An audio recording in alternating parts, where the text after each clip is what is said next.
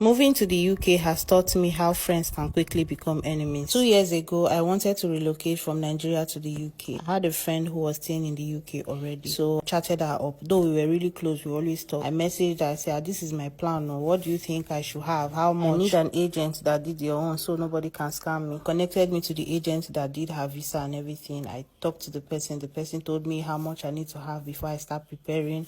Long story cut short, everything was working out well. We got the visa. So before going to the UK, she told me that as I'm coming, I should prepare so amount for rent for just 1 month. That she's already staying in the house, that I can stay with her for now. Then if somebody maybe moves to another apartment, I can take the person's room, but we can share her room for now. That she's in a shared apartment and this is her own amount that she's paying. So we are going to share her own rent into two. I said, okay, no problem. She told me she was paying £500, which was about 700,000-800,000 naira. Then I was like, now so it cost. She said, yes, so it's expensive, but I shouldn't worry. Since I'm coming middle of the month, I will not pay rent that month. She has already paid. That from the following month, I will start paying. So I should just get ready for that. Okay, we made arrangement. I said, okay. So when I told my family, they were like, it's too expensive. Or even if you want to stay alone, how much will you pay? I said, I don't know. I don't know anybody there. So even if I want to stay with her, I know she will put me through in a lot of things. I said, okay, no problem. So I bought a lot of foodstuffs, Nigerian food, even the one she told me to help her buy. So I got to the UK. Glory be to God, she welcomed me and everything. I got a job as a cleaner even before school resumed. So when school resumed, I started going to school and going to work. The job was very close to my school and house. So it was just easy for me to just go there, clean, go home. So I'd already prepared about 1.something million that I was going to pay 2 months rent in case I could not get a better job that would be paying bills and all of that. For school, I had already paid half of my tuition even before I came. Practically sold my car, sold most of the things so that I could have these savings because I didn't want to get stranded. So the time for rent came, I paid. And then as at the following month, I got another job, which was better than the cleaning job, but I was still doing the cleaning job at the time.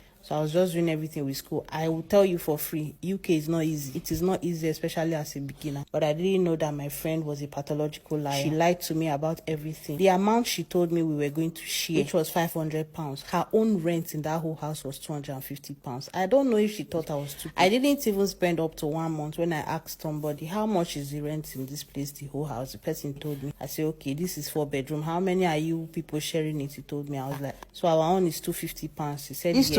£250 is inclusive electricity bill and one other bill like that. I said, okay, no problem. I didn't argue.